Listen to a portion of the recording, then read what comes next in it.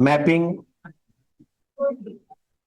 और ट्रांसफॉर्मेशन और फंक्शन कि if z is independent variable, then if z is w, which is u plus iota v, where u is function of x and y and v is also function of x and y. Functional value लिखना या map करना, ये सब mapping वगैरह में करना क्या होता है, एक बिंदु देंगे तो उसकी मैप वैल्यू एक पॉइंट देंगे, आप कोई कर्व देंगे तो उसकी मैप वैल्यू हम भी एक कर्व या पॉइंट, अगर कांस्टेंट फंक्शन है तो सब पॉइंट ही हो गया, ठीक है ना। आप रीजन देंगे तो उसकी मैप वैल्यू रीजन, कर्व या पॉइंट कुछ भी आ सकता है। तो आप जो डोमेन देंगे वो पॉइंट होगा, एक कर्व होगा, पूरा एक रीजन होगा, रीजन होते होते कल को पूरा सी रीजन हो जाए, ठीक है ना, एक क्वाड्रेंट हो जाए, अपर हाफ हो जाए, लोअर हाफ हो जाए। तो लक्ष्य क्या है कि आप डोमेन के नाम पर एक्स वाई प्लेन का या तो पॉइंट दें, कर्व दें, रीजन दें, और मैं उसकी मैप्ड वैल्यू डब्ल्यू प्लेन में दिखाऊं, which will be point, curve और रीजन, ठीक है ना। ऐसा बच्चा जैसा पहले समझना है, बेसिक चीज सब, फिर बाद में तो अपने आप मान खड़ा होने लगेगा। इन बीस तो पहले ठीक हो। तो ये क्या लिखे, हम खाली इतना ही लिखे हैं, and under mapping F Z domain is mapped onto W plane. बाकी फंक्शन तो पढ़े हुए हैं, फंक्शन के बाद ही तो लिमिट वगैरह पढ़े थे। is mapped onto portion of W plane.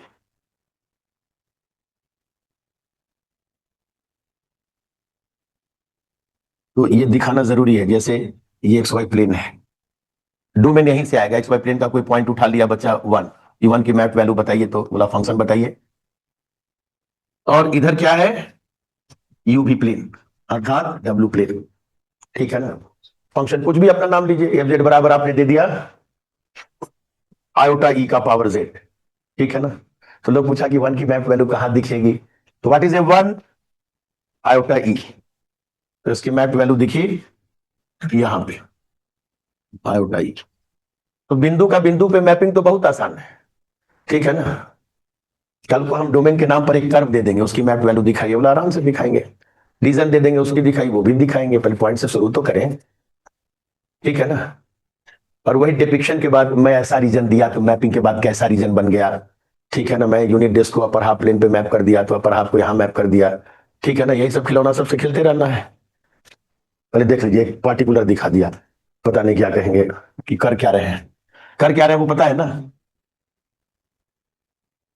So under mapping point, curve और region of x Y plane, जो कि डोमेन का रोल प्ले करेगा, इज मैप्ड ऑन टू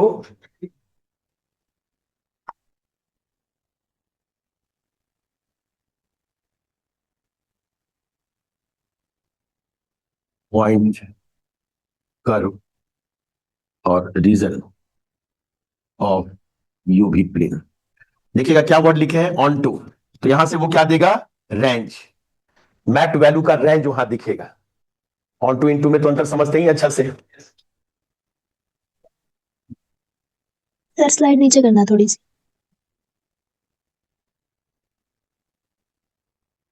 ये खाली दिखाने के लिए कि जेड में अगर उसको रियल में कन्वर्ट करके तो लिखना ही है, तो जेड एक्स और वाई से रिप्रेजेंट होता है, तो मेरा डब्ल्यू यू और भी से रिप्रेजेंट होता है। U and V both are functions of X and Y.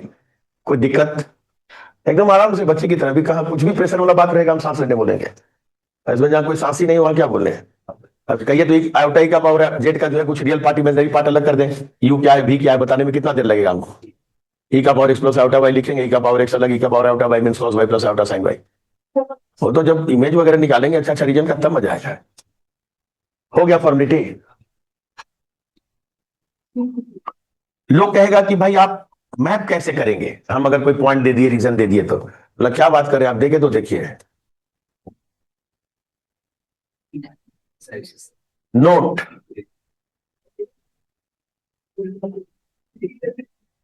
if point curve region of xy plane is given, ठीक है ना, to be mapped onto W plane, then given restriction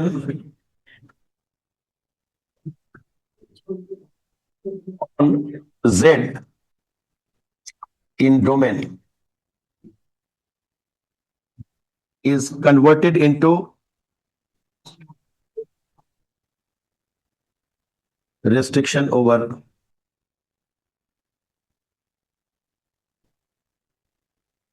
W। मतलब अगर कहीं Z में कोई इक्वेशन दिया हुआ है और FZ भी आपको दिया हुआ है, तो Z के जो रेस्ट्रिक्शन है, चाहे इनइक्वालिटी हो चाहे इक्वेशन हो, उसको भगाकर W में लिख देना है। बोला भगाकर लिखेंगे कैसे? बोला क्या बात कर रहे हैं?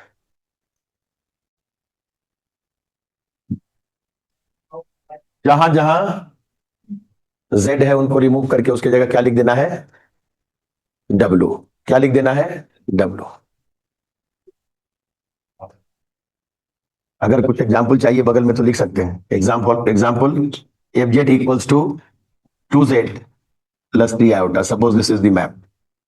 And domain is ठीक है ना, Z माइनस 3 माइनस 4 आयोटा का मॉड बराबर 5 या लेस देन 5 या लेस देन और इक्वल टू 5 या ग्रेटर देन 5 या ग्रेटर देन और इक्वल टू 5।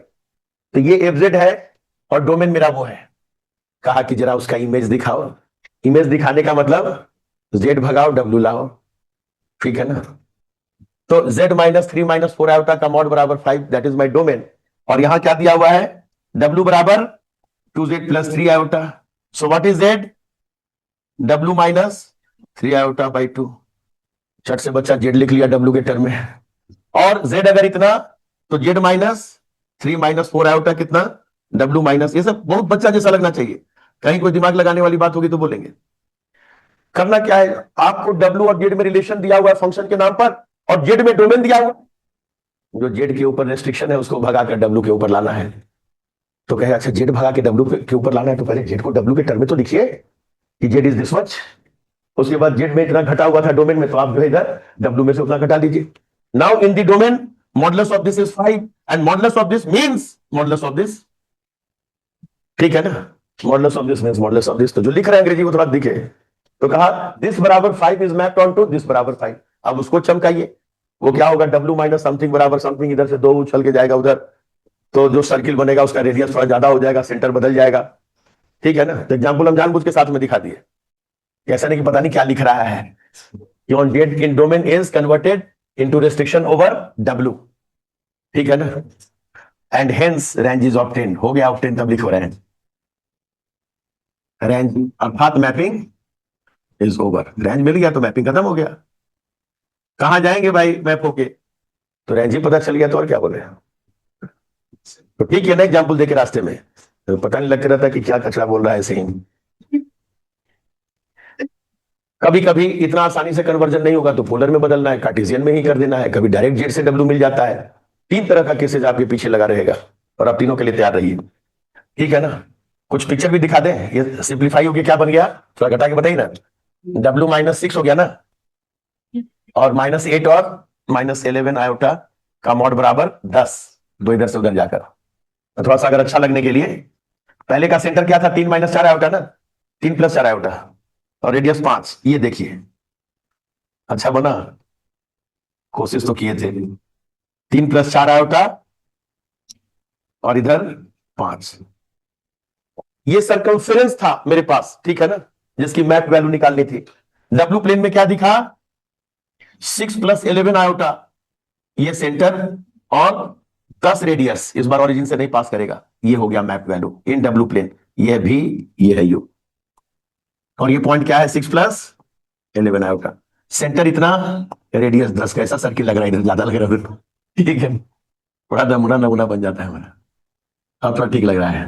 और इंटरेस्टिंग बात ये सब सुनिएगा, कल को अगर क्या दे देगा, दिस लेस देन और इक्वल टू 5 मैप करना है, तो एफजेड से इसकी वैल्यू इतनी, एंड दिस लेस देन और equal to 5 means this is less than और इक्वल टू 5, अंदर का पूरा पोर्शन बाउंड्री सहित मैप कर दे।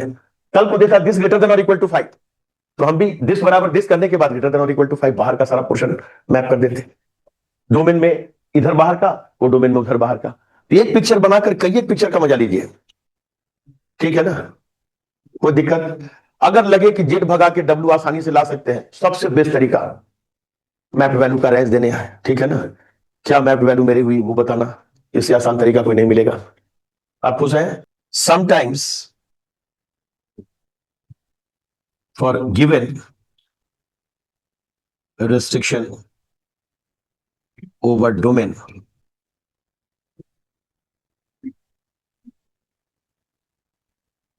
ठीक है ना, ओवर एक्स वाई, कभी कभी एक्स वाई में रेस्ट्रिक्शन मिलेगा, या उसी में नहीं अच्छा से आ रहा है तो एक्स वाई में आइए, इसको क्या लिख दें, Cartesian, be reduce it into restriction over u and v। तो u और v दोनों एक्स और वाई का फंक्शन है, और एक्स और वाई के ऊपर रिस्ट्रिक्शन लगा हुआ है, तो एक्स और वाई के रिस्ट्रिक्शन को कहां कन्वर्ट कर देंगे, यूवी में, ठीक है ना, जहां यूवी में आ गया रेस्ट्रिक्शन, वो रेस्ट्रिक्शन को जाकर यूवी प्लेन में दिखा दिए, वही मेरा रेंज, कोई दिक्कत, वही मेरा range. Range is geometrically shown in W plane. For example, under fz equals to zq, ठीक है ना,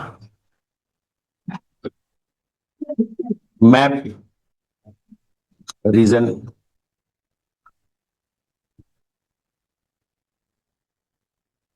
z, अब आप लिखावट में ही दे रहे हैं कि मेरा जो डोमेन है वो क्या है, real part of z greater than 0 and imaginary part of z बराबर 0। इसका मतलब है कि जो मेरा डोमेन है एक्स वाई प्लेन में, इमेजिनरी पार्ट ऑफ z बराबर 0 का मतलब y0 यानी x एक्सेस, उसके ऊपर रियल पार्ट यहां बबल दिस, अच्छा है ना कि उस बार, अरे उजला कहां था इधर, इसकी मैप वैल्यू बताने के चक्कर में है, व्हाइट व्हाइट की, ठीक है ना, और मेरा फंक्शन क्या दिया हुआ है, कहेगा कि अब इसी अंदाज में लिखो अपने आप को, एक्स प्लस आयोटा वाई का होल क्यूब, जिसका real part X cube minus and iota part 3x² Y minus Y cube, any doubt?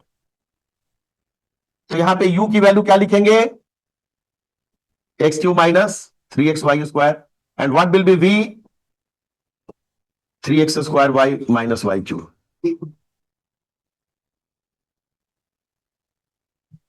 तो एक्स और वाई का रेस्ट्रिक्शन के सहारे से हम यू भी के ऊपर रेस्ट्रिक्शन तैयार करेंगे। अब बोलेगा कि इन सारी वैल्यूज के लिए यू का मान क्या होगा, तो इसके लिए तो वाई 0 हो गया, तो यू की वैल्यू क्या मिल गई, एक्स क्यूब, और v की वैल्यू क्या मिल गई, 0। क्या पुट करने पर, ये पोर्शन है x greater than 0 and y बराबर 0, ये दोनों वैल्यू मैंने जाकर पुट कर दिया यूवी में, क्योंकि मेरा लक्ष्य है x और y के ऊपर जो रेस्ट्रिक्शन है उसको यूज करके रेस्ट्रिक्शन कहां दे दे, यूवी पे, एक्स वाई भगाए यूवी लाए, ठीक है ना, कोई दिक्कत। अब y 0 करते ही v 0 हो गया, और u क्या हो गया, एक्स क्यूब। किस्मत ऐसा है कि जितना भी पॉजिटिव नंबर है उसका क्यूब क्या होगा, सारा पॉजिटिव नंबर। दुर्भाग्य से बहुत अच्छा मैपिंग नहीं मिला, वही मैप हो गया जाके सेम जगह पर, u will be x cube and x greater than 0 implies u is greater than 0, सारी वैल्यू, सारे रियल नंबर, सारे पॉजिटिव रियल नंबर का क्यूब क्या मिलेगा, बोलिए, सारा पॉजिटिव रियल नंबर, ना कम ना ज्यादा। इतना कॉन्फिडेंस है ना 1 1 ऑन 2 फंक्शन।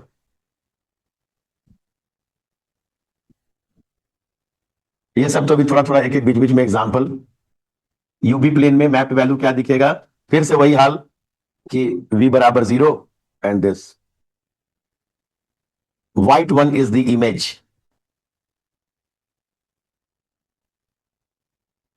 ठीक है ना। तो यही सब प्रॉपर्टी पढ़ने के बाद पढ़ना है और कुछ कुछ स्पेशल पढ़ना है। फिलहाल feeling comfortable. Another note,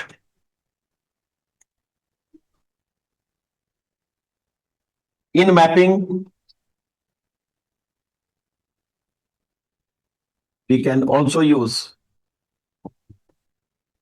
polar form for simplicity। जहां लगा कि पोलर फॉर्म आसानी से हो जाए, फॉर एग्जाम्पल एफ जेड बराबर जेड स्क्वायर मैप्स, ठीक है ना, set S equals to z belonging to C such that modulus of z is greater than or equal to 0 and amplitude of z। अब यहां पे आप कहेंगे कि भैया मैं z भगाऊंगा w लाऊंगा, तो w भी कह रहा है मैं जेड स्क्वायर हूं, जहां जहां z है वहां पे जाके रूट w लिखना होगा। w बराबर जेड स्क्वायर का मतलब z बराबर अंडर रूट w। बोला ये अच्छा नहीं लगेगा, और ऊपर से जो रीजन है वो अपने चिल्ला रहा है कि रीजन में वो कॉम्प्लेक्स नंबर है जिसका मॉड पॉजिटिव है, ठीक है ना, पॉजिटिव है ना, और एम्पलीट्यूड 0 to π/4। मतलब एक्स वाई प्लेन में बच्चा देख रहा है कि मैं क्या कर रहा हूं, मॉडुलस पॉजिटिव और ये 0 से लेकर π/4, ये 0 और ये π/4, और आगे कोई बंदिश है ही नहीं, लेकिन ना 0 वाला वैल्यू मेरे पास है ना π/4 वाला। ये लिख दो क्या कि आर्गुमेंट ऑफ जेड बराबर π/4 का पोजीशन है, ये भी लिख दो कि आर्गुमेंट ऑफ जेड बराबर 0 का पोजीशन है। और यहाँ बबल लगा हुआ है, दे दनादन यहाँ पे कलर थोड़ा बदल देते हैं। ये है मेरा रीजन जिसको मैप करना है। अब ये साहब बात कर रहे हैं आर और थीटा में कि R is greater than 0 and theta lies from 0 to π/4। तो आप कौन है जो चिल्ला रहे हैं कि हम जो एकदम पोलर में कर देंगे, में कार्टेशियन में कर देंगे, जेड को डब्ल्यू में कन्वर्ट कर देंगे। आप भी धारा में बह जाइए, ठीक है ना। सीधा क्या लिखिए कि F of Z means F of R into E to the power outer theta means it is R square into E to the power outer 2 theta. And R ये डब्ल्यू प्लेन में जो जाएगा उसका मॉडुलस क्या है, are square.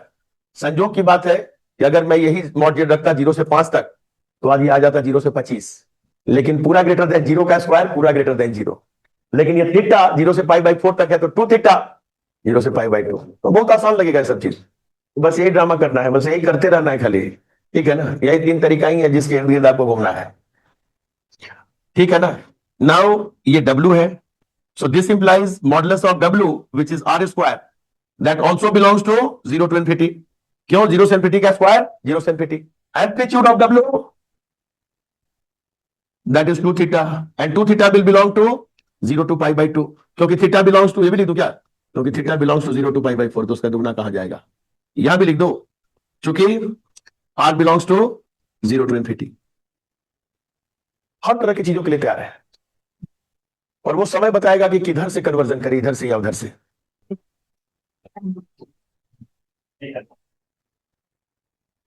You भी math plane में क्या होगा, R is still going from 0 to infinity, ये नहीं रखना है, और थीटा गोज फ्रॉम 0 to π/2। 0 भी नहीं चाहिए, π/2 भी नहीं चाहिए, लेकिन बीच का सारा कुछ चाहिए मुझे। It has been mapped on to first quadrant, map value पूरा का पूरा फर्स्ट क्वाड्रेंट आ गया।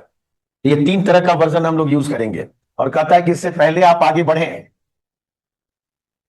क्योंकि इन सब में ऑप्शंस में काफी रहेगा ना, first quadrant is mapped on to this and that. तो हमारे Z plane, Argand plane, X Y plane, उधर भी बताएं शुरुआत में भी फर्स्ट क्वाड्रेंट क्या है, ठीक है ना, सब सेफ है। फर्स्ट क्वाड्रेंट क्या पहचान है,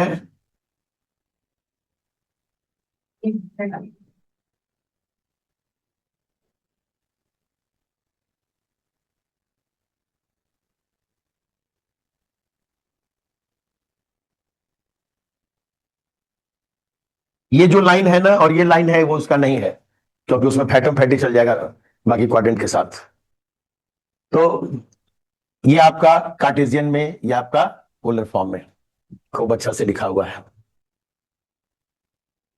आर जीरो से इन्फिनिटी को मैं 0 से π/2 तक रोटेट करूंगा। 0 भी नहीं लेना है, π/2 भी नहीं लेना है, ठीक है। क्योंकि इन सब में ये सब ही रहेगा ना कि भाई किस क्वाड्रेंट में किस क्वाड्रेंट को मैप कर दिया आपने, चाहे वो कार्टेशियन में कल को हो, पोलर फॉर्म में हो, we do not bother and let the picture talk. In Cartesian form real part of z अर्थात x is negative and imaginary part of z is positive. In polar form r is lying from 0 to infinity and theta lies in π/2 to π। कोई controversy नहीं रहेगी, क्या होगा नहीं होगा। Third quadrant,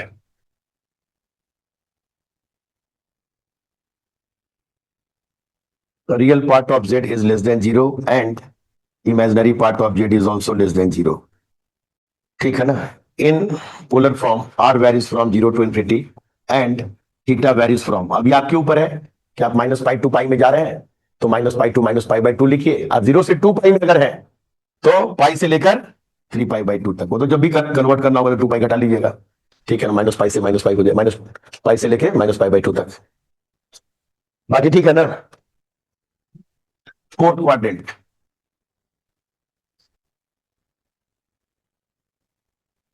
real part of z is positive and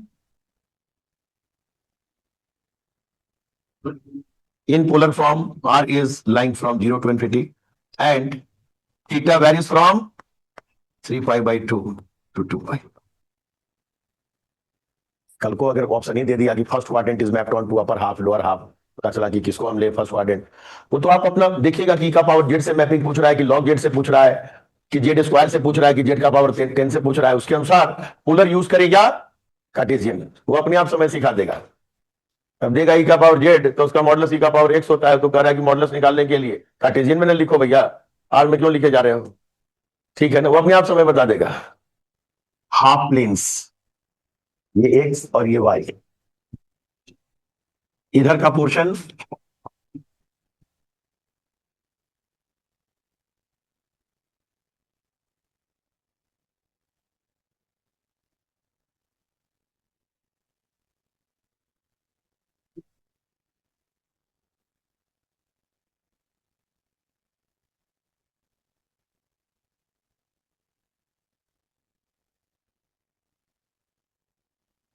वो सारा complex number जिसका इमेजिनरी पार्ट पॉजिटिव हो, ठीक है ना। इमेजिनरी पार्ट बराबर 0 x axis, less than 0 x axis के नीचे, ग्रेटर देन 0 एक्स एक्सिस के ऊपर, सबों का collection. R from 0 to infinity and theta from 0 to pi. छूना नहीं इस लाइन को भैया, छूना नहीं मीन्स ऑरिजिन भी नहीं है आपके पास, और ऑरिजिन केवल उसी का मॉडुलस 0 होता है। सो आर भी 0 से बड़ा, इंफिनिटी से छोटा, एंड थीटा 0 से पाई। ये लाइन ना अपर हाफ का है ना लोअर हाफ का है, अपर हाफ का क्लोजर लेंगे तब ये लाइन आएगा, क्या लेंगे, क्लोजर। सभी बोलते रहे रास्ते में, काम का चीज है। लोअर हाफ का कलर अच्छा उजला है ही पास में, नीचे लोअर हाफ प्लेन, ऐसा लिख रहे हैं कि एकदम वहां तक चल जा रहा है।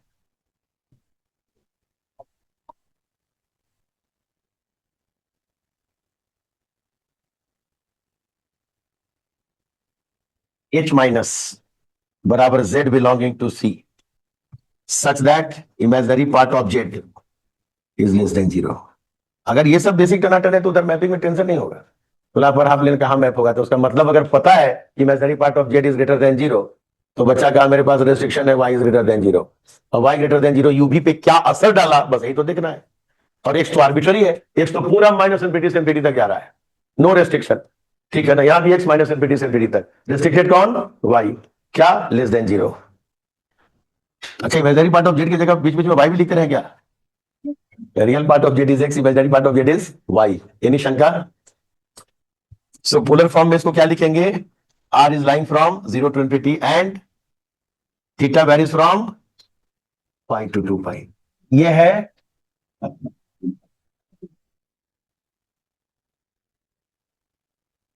सोच रहे थे ऐसा लिखेंगे,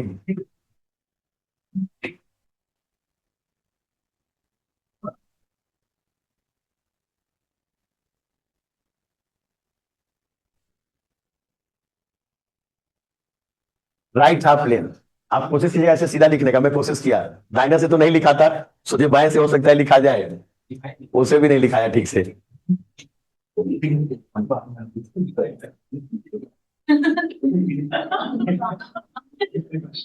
लेफ्ट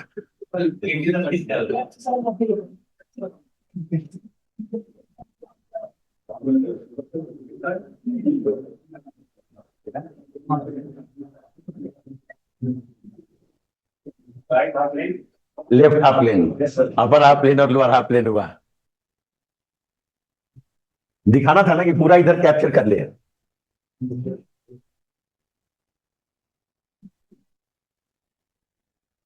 अब इसे एक बार लिख के देखते हैं। L plus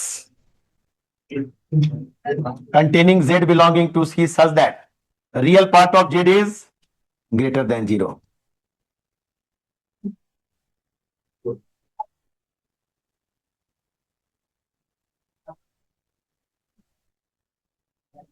R varies from 0 to infinity and theta varies from minus pi by 2 to pi by 2. थोड़ा बेटर लगता है लिखने में।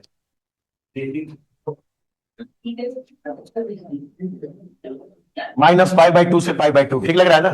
थीटा पाई बाई 2 से लेकर 3 पाई बाई 2 तक।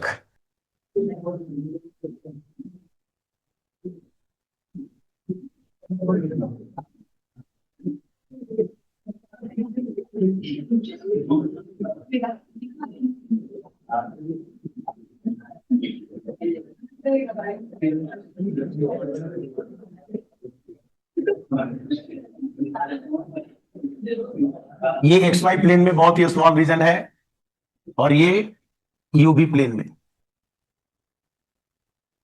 ठीक है ना। This is arbitrary point x y and this region is very small change in x Y.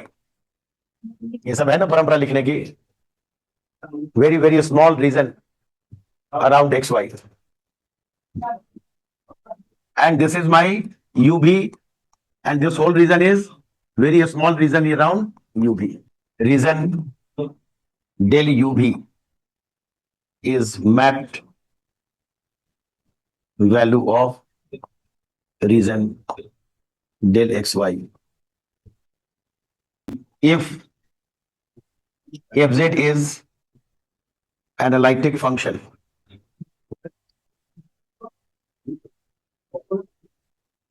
at any point z0। पहले एनालिटिक फंक्शन का मतलब बताइए। एक नेबरहुड में फंक्शन डिफरेंशिएबल, z0 का कोई एक नेबरहुड मिले जिसमें फंक्शन डिफरेंशिएबल। अच्छा हो गया, कर दिए थे नीचे। एंड इफ w0 बराबर f of z0, very very small region around z0 will be mapped onto,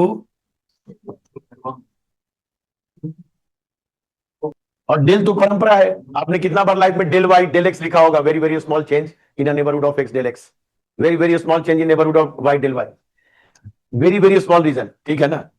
very very small region around z0 जो कि मैं पिक्चर में दिखाया हूं माइक्रोस्कोप लगा के उतना बड़ा, will be mapped onto very very small region around w0. Say they are del w, del पहले z0 का है ना, del z0 and del w0 respectively. से क्या तो कहने का पूरा अधिकार है।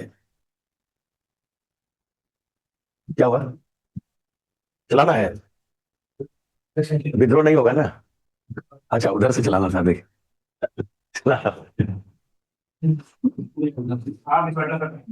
गड़बड़ हो गया, पता नहीं था, हम देख कर पढ़ लिए लोगों को। हाँ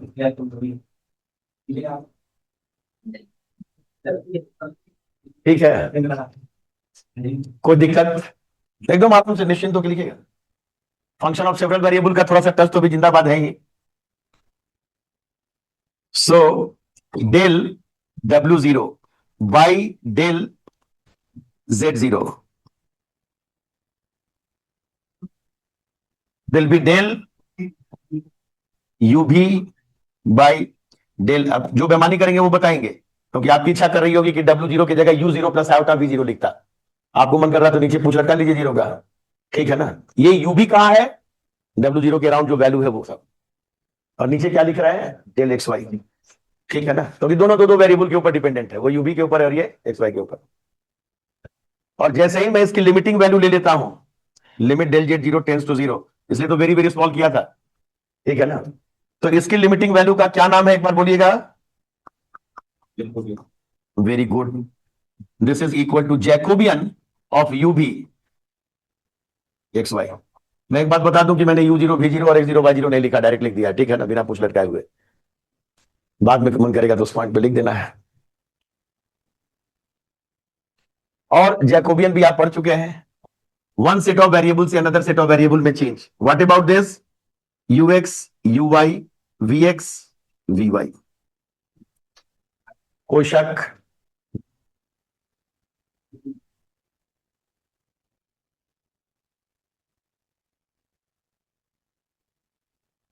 and that will be equal to ux vy minus uy vx।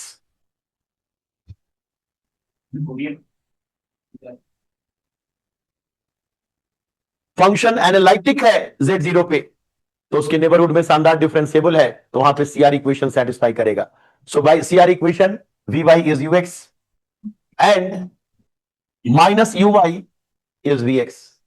So this is equal to ux square plus vx square by CR equation.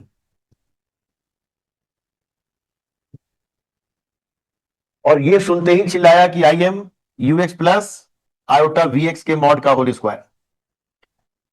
और ये किसका नाम है अगर आप एनालिटिक है तो, एफ डैश जेड जीरो। देखिएगा अभी तक कहीं जो है एक्स वाई लिखते आ रहे थे, यहां पे आके चुपके से जेड जीरो लिख दिया। कैसा रहा, ठीक रहा ना? बाकी जगह उतना पूछ क्या लटकाते जीरो जीरो का, क्योंकि एक्स एक्सिस के लॉन्ग एफ डैश जेड का वैल्यू क्या निकला था, यूएक्स प्लस आयोटा वीएक्स। कोई दिक्कत? ठीक है ना। तो del W0 by del Z0 का जो लिमिटिंग वैल्यू है, that is nothing but F dash Z0 के मॉड का होल स्क्वायर। तो इन जनरल भी हम लोग इसको लिख सकते हैं, खाली वहां पे अनलाइकी को limit del z tends to zero, del W by del Z.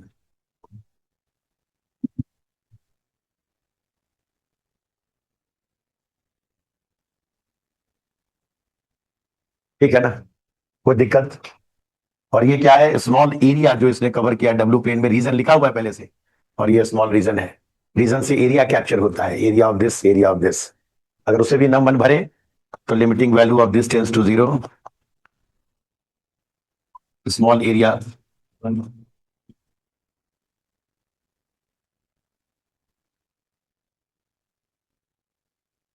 और फंक्शन। फंक्शन अच्छा लगेगा कि मैपिंग ही अच्छा लगेगा? एक ही बात है, मैपिंग ट्रांसफॉर्मेशन फंक्शन सब एक ही बात है। F z is said to B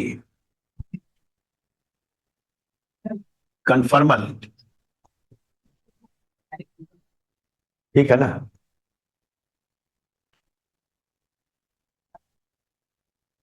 eight any point Z0 of a region R if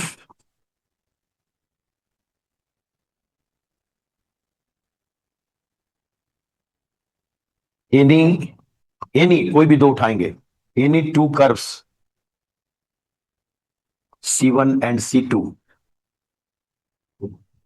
passing through Z0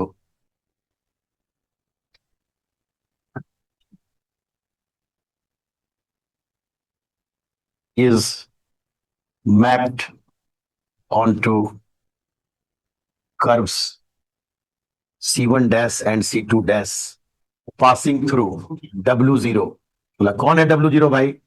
Where W0 is FZ0।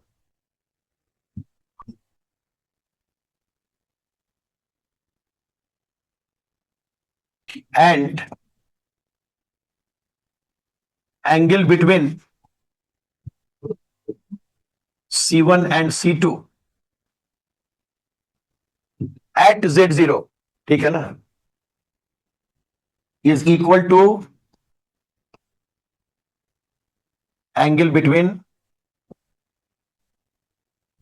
C1 dash and C2 dash at W0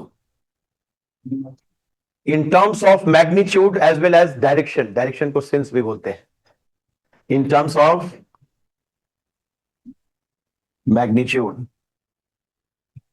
क्योंकि angle का बहुत sense होता है कि clockwise में कि anti clockwise में, दोनों का अलग इंपॉर्टेंस है, magnitude as well as direction और सेंस। इसका पिक्चर दिखाने के पहले एक छोटा सा नोट लिख लेते हैं। If magnitude of angle is preserved but not necessarily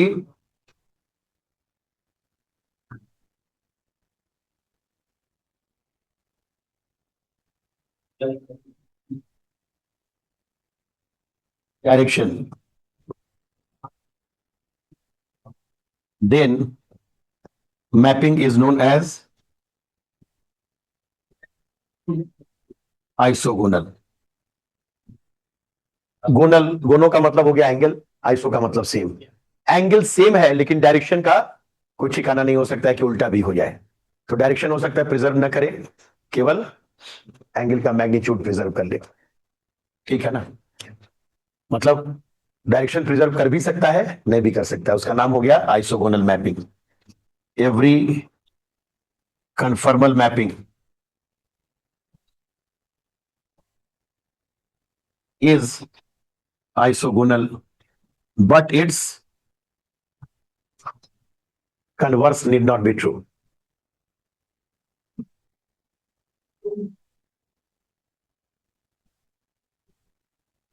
मतलब आइसोगोनल कन्फर्मल हो भी सकता है, नहीं भी हो सकता है।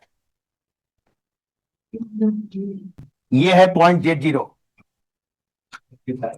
Z0 के ऊपर कन्फर्मल होने का मतलब है कि Z0 से अपने रीजन के अंदर पास करने वाला कोई भी दो कर्व अगर मैंने उठाया, this is curve C1 and this is curve C2, इससे पास करने वाले दो कर्व के बीच का एंगल का मतलब क्या होता है, पहले बोलिए। दोनों के ऊपर जो टेंजेंट लाइन होगा उसके बीच का एंगल, इतना क्लियर है ना। तो इसका टेंजेंट लाइन आपको ऑलमोस्ट ऐसे दिख रहा होगा और इसका टेंजेंट लाइन ऐसे दिख रहा होगा। तो यहां जो दोनों के बीच में एंगल हुआ उसका मैग्नीट्यूड इतना, और डायरेक्शन C1 से C2 तक एंटी क्लॉकवाइज। अगर W प्लेन में Z0 की मैप वैल्यू W0, इंग्लिश लिखे हैं उसको एकदम पूरा गणित में कन्वर्ट कर दीजिए। इधर W0 है, W0 किसकी मैप वैल्यू है, Z0 की। और C1 अगर मैप होके गया C1 डैश पे, ठीक है ना, और C2 अगर मैप होके गया C2 डैश पे, तो इन दोनों का जो टेंजेंट प्लेन होगा, एक और नया कलर, इन दोनों का जो टेंजेंट प्लेन होगा वो ये होगा और ये होगा। इन दोनों के बीच में जो एंगल होगा वो इतना होगा। तो C1 डैश से C2 डैश की ओर जा रहे हैं तो अभी भी एंटी क्लॉकवाइज है और एंगल भी लगभग बराबर लग रहा है। तो खैर अगर ये थीटा है, इन दोनों के बीच का एंगल अल्फा लिख दे, अल्फा, तो थीटा से थोड़ा वेरिएबल टाइप का सेंस हो जाता है, तो ये भी अल्फा हो। और साथ में ये एंटी क्लॉकवाइज जा रहा है तो वो भी एंटी क्लॉकवाइज। और कहीं गलती से C1 मैप होकर C2 डैश पे यहां आ जाता, मतलब C1 का मैप वैल्यू C1 डैश यहां होता, C2 डैश यहां होता, तो एंगल तो सेम हो जाता, लेकिन डायरेक्शन उसका एंटी क्लॉकवाइज और इसका क्लॉकवाइज हो जाता। ये चीज मैथमेटिकली पूरा दिमाग में सेट होना चाहिए कि क्या हो रहा है। तब क्या करेंगे हम, जीवन भर सब कर्व बना बना के देखते रहेंगे तो बर्बादी हो जाएंगे, क्योंकि uncountable curves are passing through any point. हर एक बिंदु से बच्चा में पूछा जाता है कितनी सरल रेखा गुजरती है, तो बच्चा बोलता है आनंद, ठीक है ना, सुने हैं सब। एक बिंदु से कितनी सरल रेखा है, तो अनंत, सरल रेखा अनंत है, तो पता चला बाकी कर्व और कितना होगा। तो उतना टेस्ट करने लगे तब तो जान निकल जाएगा हम लोग का, सारे कर्व का जा जाके मैपिंग देख रहे हैं क्या हाल हुआ। लेकिन ये मीनिंग समझे कि नहीं समझे, pictorially it is okay. C1 is mapped on to C1 dash, C2 is mapped on to C2 dash लिखा हुआ है, और उसको जानबूझ के थोड़ा नीचे टाइप से बनाया है, क्योंकि मुझे इन दोनों के बीच का एंगल का मैग्नीट्यूड और डायरेक्शन प्रिजर्व करना है, सेम रखना है। तो एंगल आप नीचे जाके बनाए अपने बीच में, थीटा चाहे ऊपर आके बनाए, ठीक है ना, कोई दिक्कत। तो ये पता हुआ ना, हाँ ना, बोलिए। आइसोगोनल भी बीच में समझ में आ गया कि बना दे पिक्चर है क्या जा रहा है मेरा, तो यहीं पे बना देंगे पिक्चर। अच्छा यूबी नहीं लिखे है ना, W0 आ गया तो यूबी तो हो ही गया, फिर भी लिख लेना चाहिए, सजावट भी कमी न रहे। ठीक है ना, अगर इसी की मैप वैल्यू ऐसी दिखती यूबी प्लेन में, सपोज Z0 मैप हो गया W0 पे, इस बार मैप भी कर रहे हैं चौथे क्वाड्रेंट में, और ये रहा C1 डैश और ये रहा C2 डैश, कैसे हो गया छोटा छोटा। अब देखिए दोनों के बीच का एंगल, ये टेंजेंट प्लेन ये टेंजेंट प्लेन, इसके बीच का एंगल अल्फा, मैग्नीट्यूड तो लगभग बराबर है, लेकिन डायरेक्शन C1 डैश से C2 डैश में क्लॉकवाइज हो गया, यहां C1 से C2 में एंटी क्लॉकवाइज था। तो ये आइसोगोनल रिप्रेजेंट कर रहा है, and that is representing confirm. हो गया, छोटा सा ही सही, सामने तो है। हाँ, तो असली मुद्दे पे हम थे कि क्या मैं अनकाउंटेबल नंबर ऑफ कर्व्स है सबके बीच में जाके एंगल टेस्ट करते रहे, बोला ना।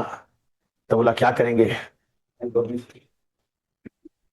कहा कि देखिए एक चीज है कि आप अगर दो कर्व के बीच का एंगल मेजर कर रहे हैं, इसका मतलब वहां पे एंगल निकालना आना चाहिए। एंगल निकालने का मतलब है कि वहां पे स्लोप मौजूद होना चाहिए, ठीक है ना। स्लोप मौजूद होने का मतलब है कि derivative of the function at that point exist, क्या एग्जिस्ट, डेरिवेटिव ही नहीं पता चलेगा तो फिर हम कैसे निकालेंगे एंगल दोनों के बीच का। वही है ना, slope of the tangent to the curve at any point x dy by dx जो निकालते थे, बिल्कुल वहीं से चोरी है।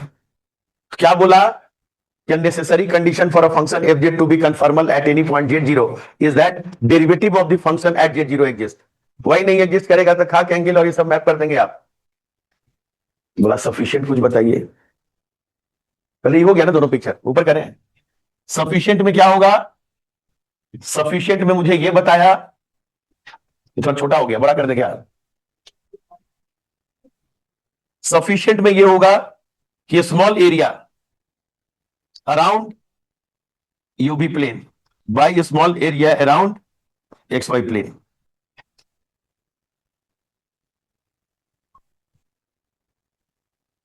ठीक है ना, इसकी लिमिटिंग वैल्यू कितनी मिली थी, when this area is tending to zero। क्या हुआ, हाँ वही हमको भी लग रहा है, this is tending to zero। what is this, this is f dash z0 के मॉड का होल स्क्वायर। ठीक है ना, अगर गलती से f dash z0 का वैल्यू जीरो हो गया, क्या हो गया, जीरो हो गया, तो एक्स वाई प्लेन में हम एरिया चौहद्दी में चेंज किए जा रहे हैं, और इनका रेशियो अगर जीरो है तो उसमें चेंज क्या हो जाएगा, जीरो। मैं एक्स वाई प्लेन के अंदर घूम घूम कर एरिया कभी इस डायरेक्शन में कभी इस डायरेक्शन में, हर डायरेक्शन में अपने एरिया को जमा किया, like this ratio by this ratio will be zero, तो उसमें तो कोई चेंज ही नहीं आएगा। चेंज नहीं आने का मतलब डायरेक्शन उसका बदल ही नहीं रहा है, और एरिया के नाम पे मैं पूरा 0 से 2 पाई घूम गया, अब वो एक ही जगह स्थिर है, मैं तो यही हूं चुपचाप। बोला अगर वो नॉन जीरो आ गया था, मतलब नॉन जीरो आ गया ना, तो एफ डैश जेड के मॉड का होल स्क्वायर एक पॉजिटिव रियल नंबर मिलेगा। क्या मिलेगा, पॉजिटिव रियल नंबर। अगर वो पॉजिटिव रियल नंबर है तो किसी चीज को अगर पॉजिटिव रियल नंबर से आप गुणा कर देंगे, उससे उस वेक्टर का डायरेक्शन नहीं बदलेगा। जो डायरेक्शन वेक्टर इसके एरिया का होगा उसका 5 गुना डायरेक्शन बदलता है क्या, जेड का, अगर 5 गुना कर दिए तो हमारा जो एरिया वेक्टर का डायरेक्शन होगा आपके एरिया वेक्टर का भी सेम डायरेक्शन होगा, हम 45 डिग्री घूमेंगे आप भी उतना ही घूमेंगे। ठीक है ना, थोड़ा सा बेसिक है, सब किया हुआ नहीं, पिक्चर बना हुआ, 5 गुना कर दिए तो भाग गया आगे, -5 गुना कर दिए तो भाग जाता पीछे। मॉडुलस का अगर ये नॉन जीरो हो गया तो मॉडुलस का स्क्वायर क्या होगा, एक फिक्स पॉजिटिव नंबर उस पॉइंट पे, उसके बाद तो तुम जहां वही हम, जो तुम्हारा डायरेक्शन वो भी हमारा पीछे पीछे, फिर चिंता क्या। तो ये शानदार थ्योरी बन गया कि unnecessary condition for a function f z to be conformal at any point is that f dash z exist, and a sufficient condition for f z to be conformal at any point is that f dash z is non zero. Non zero होने पर ऐसा लग रहा है कि खाली उसी direction में या तो स्ट्रेच कर रहे हैं, मतलब या तो कंप्रेस कर रहे हैं या मैग्नीफाई हो रहे हैं। अगर एक आ गया तो बराबर रह रहे हैं, लेकिन डायरेक्शन नहीं बदलने देंगे।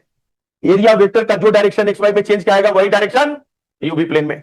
बोलिए एक बार मन से, तभी तो उसको निकाले थे, क्योंकि इसके आधार में दो बड़ा स्टेटमेंट लिखने वाले हैं, और एंगल तो तभी नहीं निकालेंगे जब डेरिवेटिव एग्जिस्ट करेगा, उसका आता पता ही नहीं था, एंगल निकाल देंगे।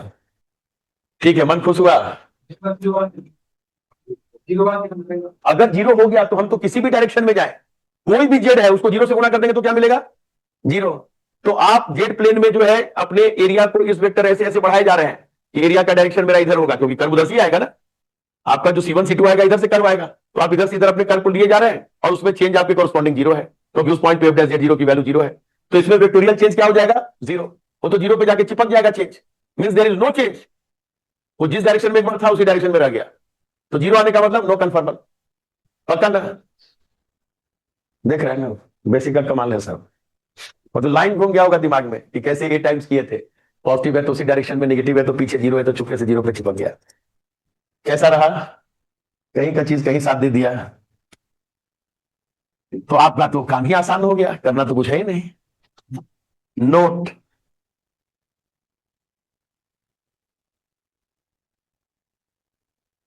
unnecessary condition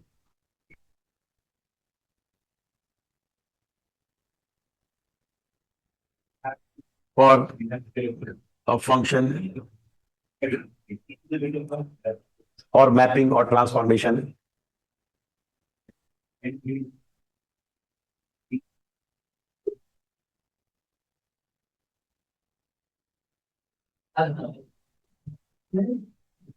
to be conformal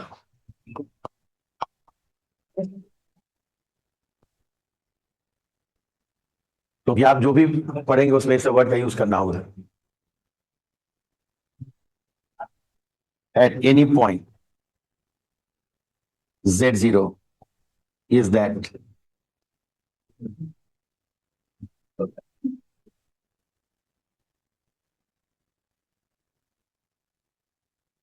if dash Z0 exist।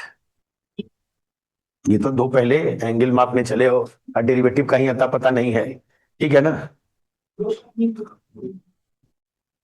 और नेसेसरी के साथ सफिशिएंट भी ले जाएं, और सफिशिएंट कंडीशन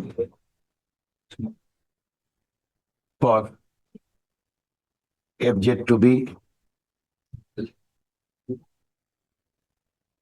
वो विक्टोरियल एरिया वाला टच समझ गया ना, कि नॉन जीरो होने के बाद कोई चिंता नहीं है, डायरेक्शन तक नहीं बदलने दे रहा है, खाली भाई तुम इतना लंबा तो हम हो सकता है थोड़ा छोटा रह जाए, तुम 5 फीट के तो हम 5 इंच के, कोई दिक्कत नहीं। और फिर क्या होगा, या मैग्निफिकेशन हुआ तो 5 फीट का तो 50 फीट का,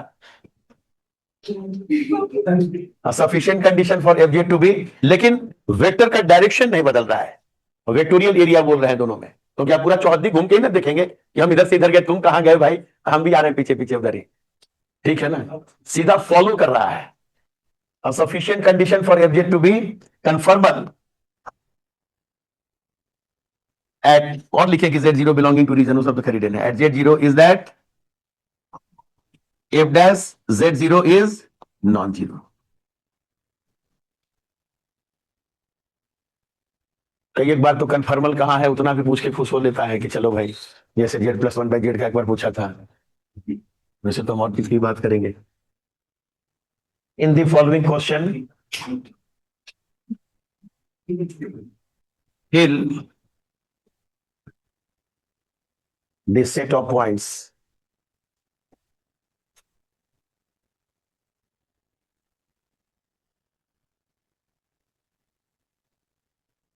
from C where given function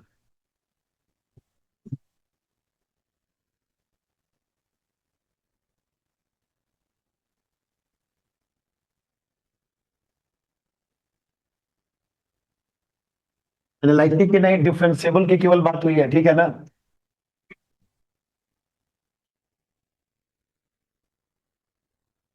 क्योंकि डिफरेंशिएबिलिटी का भी वो नेसेसरी कंडीशन है। Set of points from C where given function FZ लिखे हैं, FZ कहां लिखे हैं, FZ इज, एक ही बात है वहां नीचे लिख देते हैं, is conformal, sine z cos z sine hyperbolic cos hyperbolic,